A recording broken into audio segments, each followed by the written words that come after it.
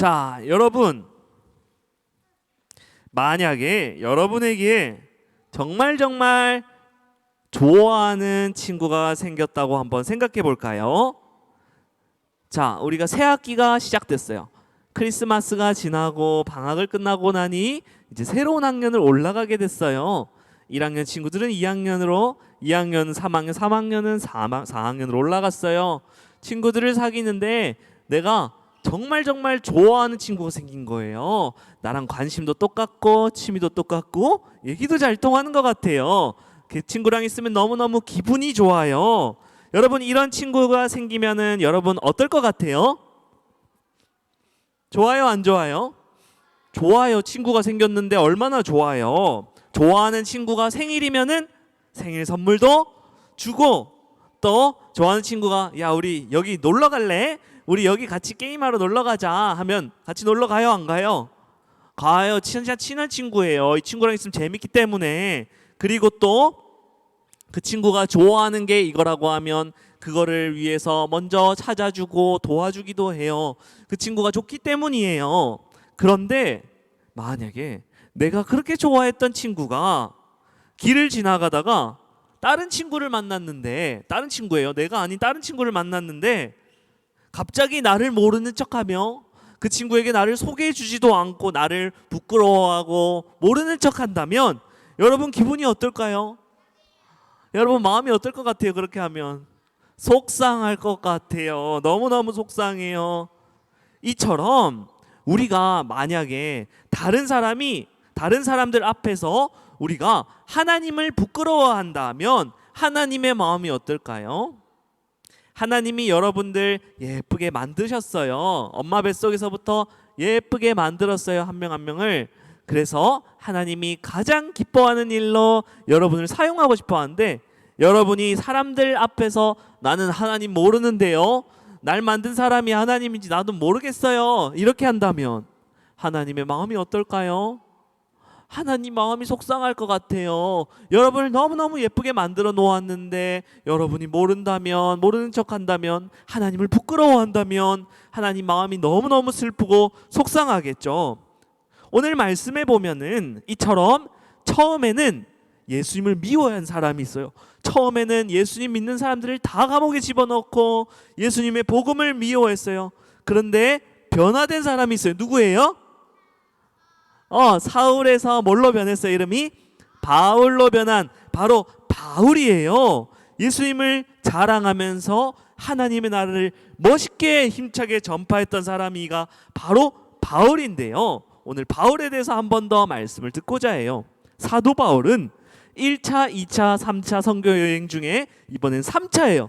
3차로 선교 여행을 슉 떠나던 중에 고린도라는 지역 안에 로마 교회에 있는 사람들에게 복음의 내용을 설명하기 위해 편지를 쓰기 시작했어요. 쉽게 말하면 고린도 안에 있는 로마 교인들에게 말씀을 전하기 위해서 말로도 복음을 전하고 편지로도 쓰기 시작했어요.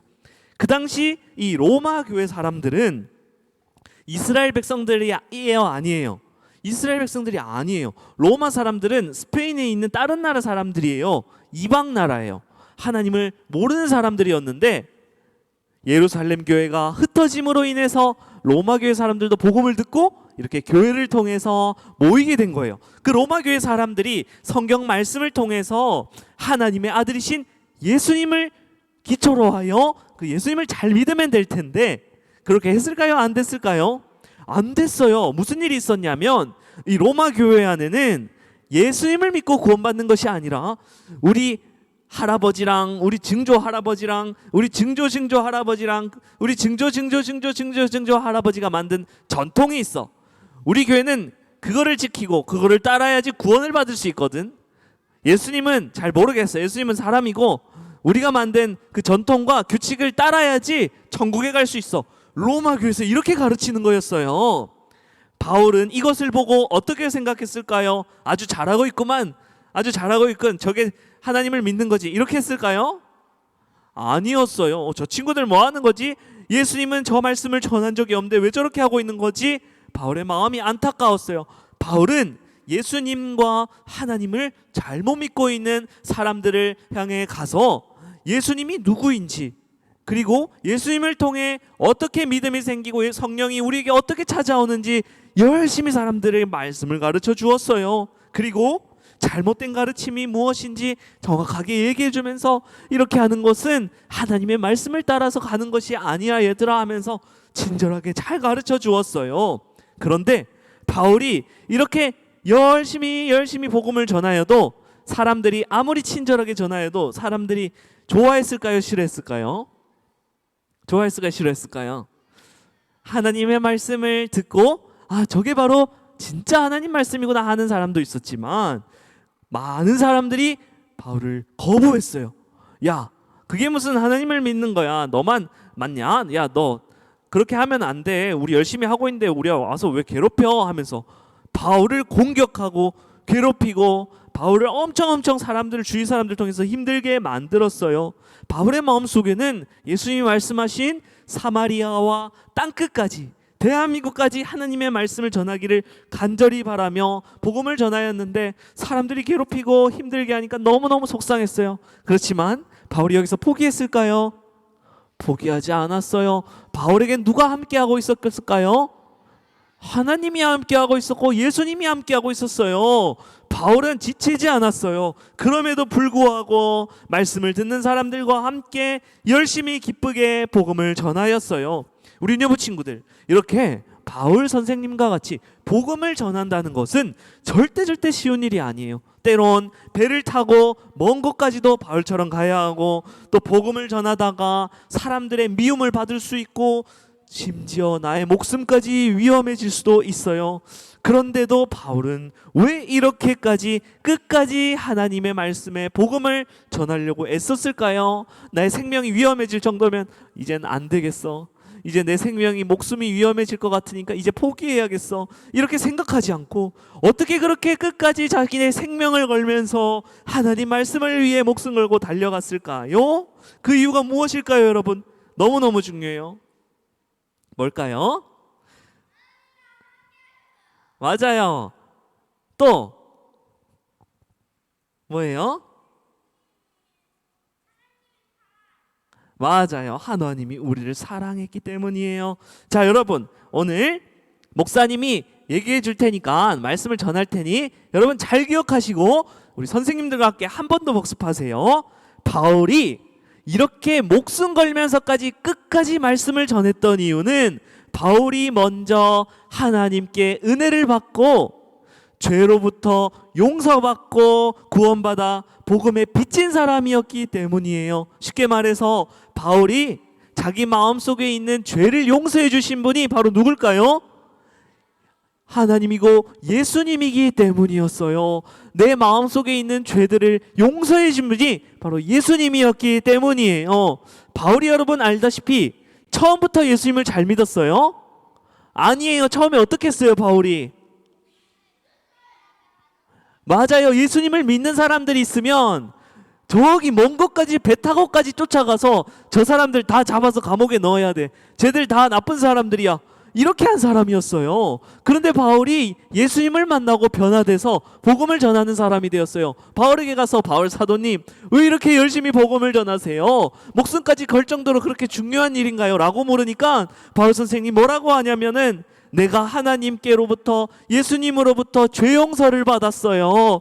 내가 하나님 나라 천국에 들어가지 못하고 영원히 고통받아야 되는데 하나님이 예수님이 날 구원해 주셔서 천국에 갈 수 있게 해주셨어요. 하나님이 날 구원해 주셨기 때문에 나는 지금 생명이 아깝지가 않아요.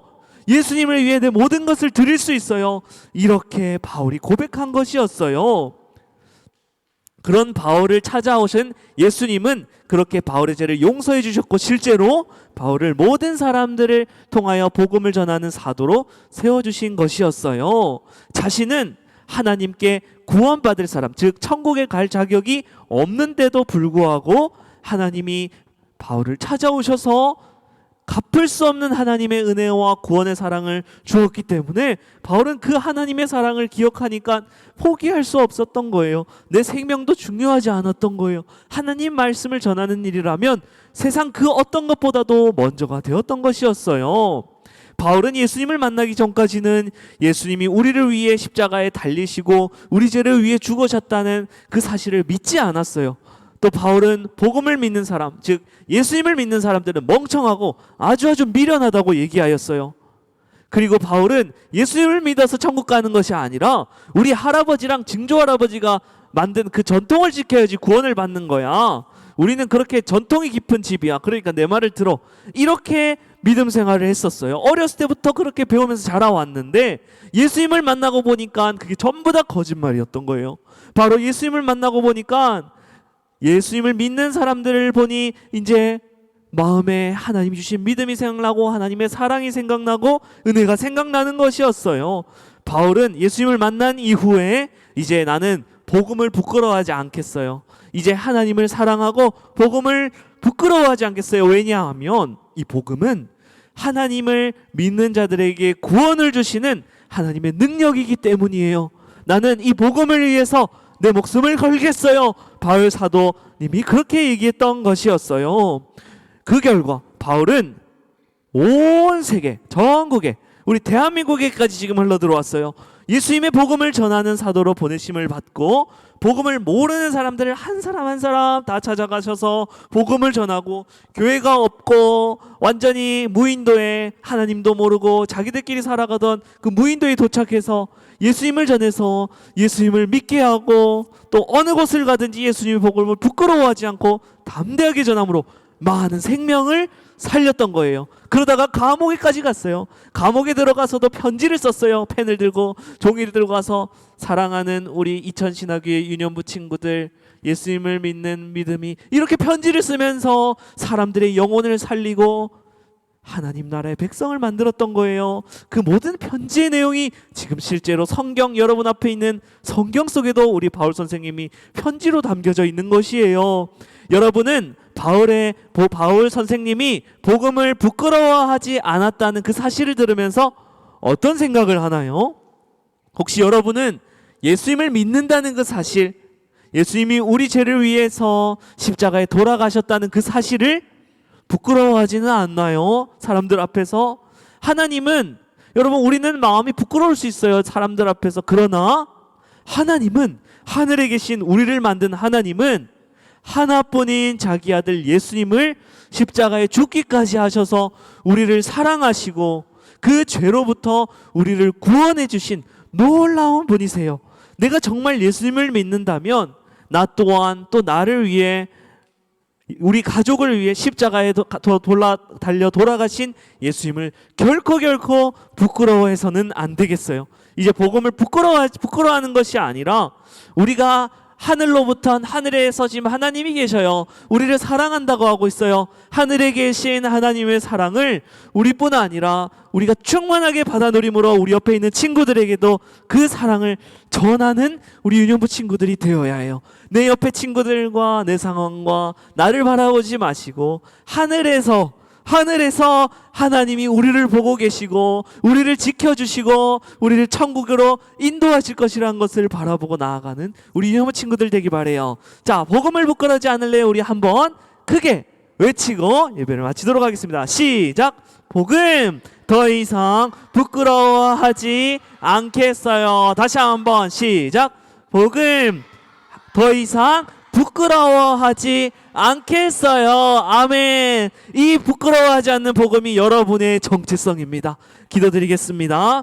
하나님 아버지, 우리를 사랑하셔서 하나뿐인 아들이신 그 예수님을 보내주시고 그 예수님을 십자가에 주심으로 우리를 천국으로 살려주셔서 구원해 주셔서 감사합니다. 나를 위해 모든 것을 주신 그 예수님을 생각하며 이제 나도 예수님을 부끄러워하지 않고 담대하게 그 복음을 전하며 살아가는 바른 믿음 생활을 하는 우리 유년부가 되게 하여 주세요. 예수님 이름으로 기도드립니다. 아멘.